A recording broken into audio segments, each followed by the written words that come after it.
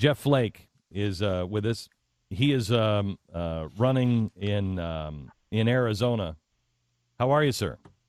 Hey, I'm doing well. Thanks for having me on. Well, and thanks for coming out here last week. That was what incredible rally, and we've got people excited here. Well, thank you very much. Jeff, there's no reason this should be a close race with you. What's happening?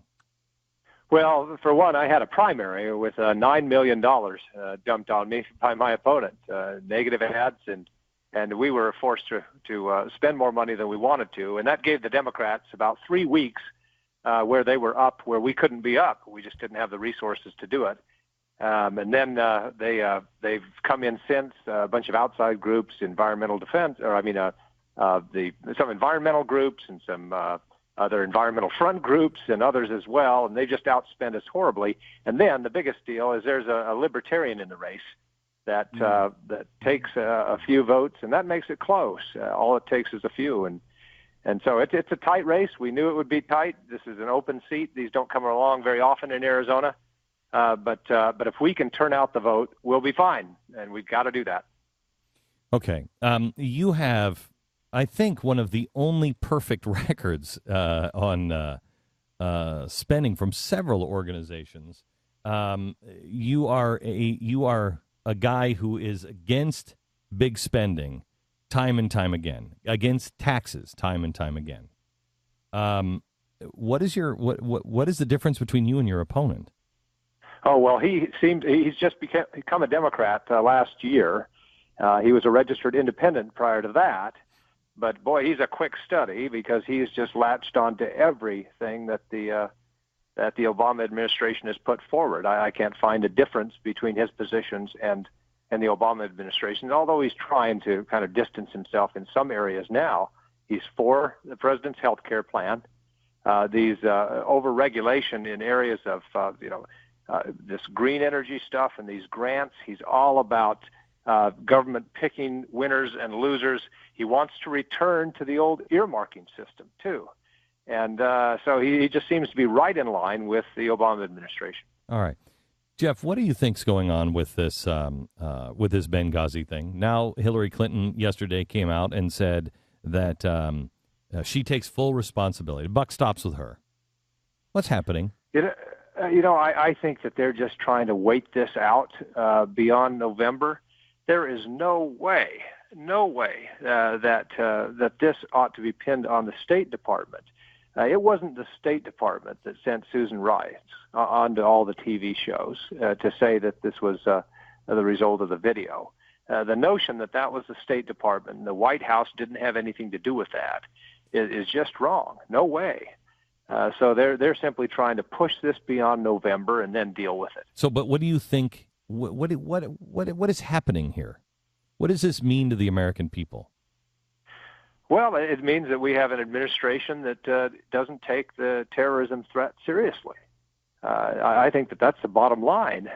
They have looked for a Middle East and a foreign policy in general as they wish it to be rather than what it is. And I think that has real effects. Because Go ahead. I just said that this is not an isolated incident. I mean, you look at Iran and the belief that we could, through simple diplomacy, fix it there. With Syria, they've been behind the eight ball there. It's just, it seems endemic everywhere. Jeff Flake running for Senate in Arizona. We sent troops over to Jordan now. It looks like we're arming the Syrian rebels. There's the same kind of situation coming out of Syria now that we had in Libya, that we think there are those, well, I'm one of them, but there are those that believe that we are arming the wrong side and we're in bed with the Muslim Brotherhood. What are we doing over in Jordan? I don't know. We really haven't been told, and so I think time will tell there. How does that happen, Jeff? How does that happen? Well, there's a lot that we can't explain with this administration, and I just think with Syria, they haven't taken seriously these stockpiles of chemical weapons that may exist, and we've got to make sure that they're secured. If we back the wrong horse there, they won't be.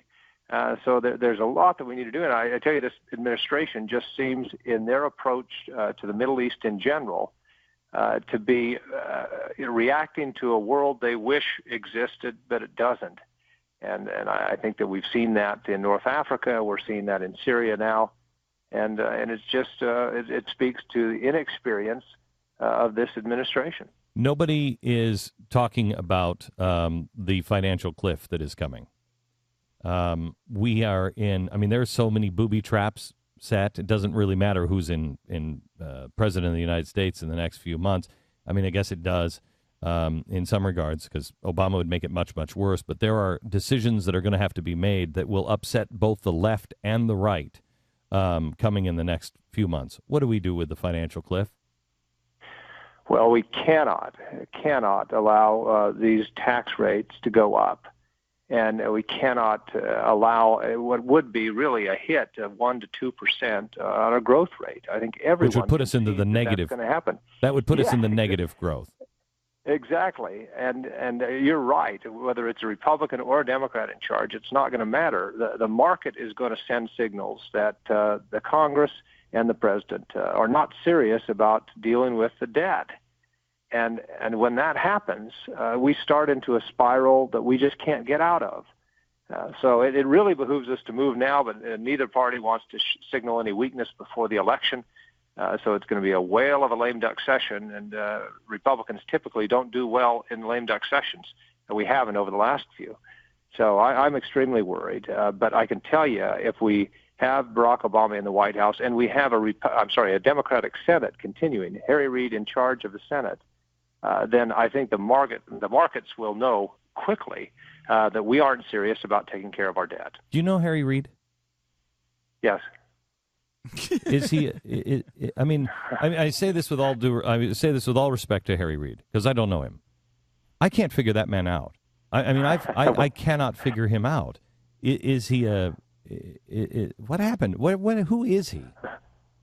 I don't pretend to know him well, but I've had many interactions with him, and I'm having the same trouble trying to figure him out now. I just think, what could be worth what you are doing and what you are saying about Mitt Romney?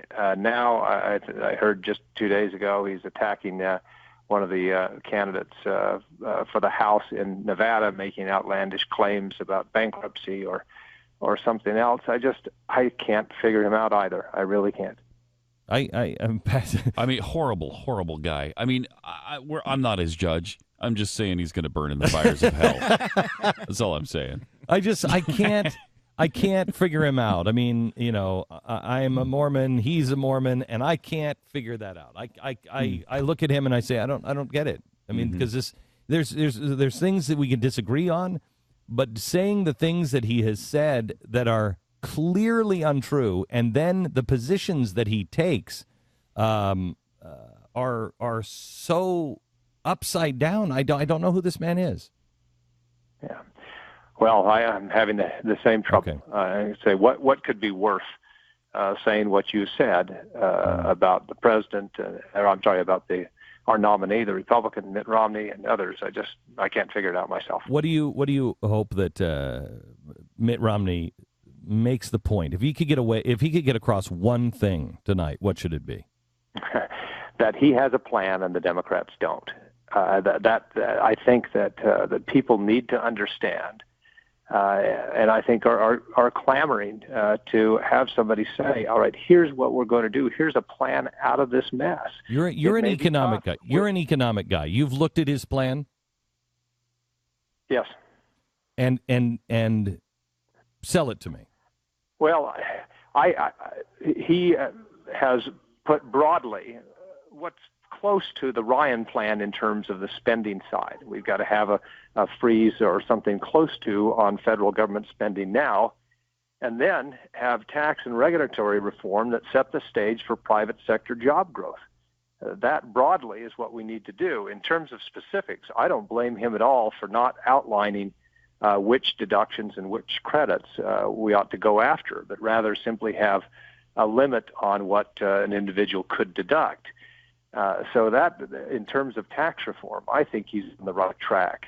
What we have broadly is a guy who understands that the role and function of the federal government is to establish a conducive tax and regulatory environment and let the private sector and civic organizations and institutions and families and churches and everybody take care of the rest. And we have a White House that believes that if the federal government doesn't do it, it won't get done.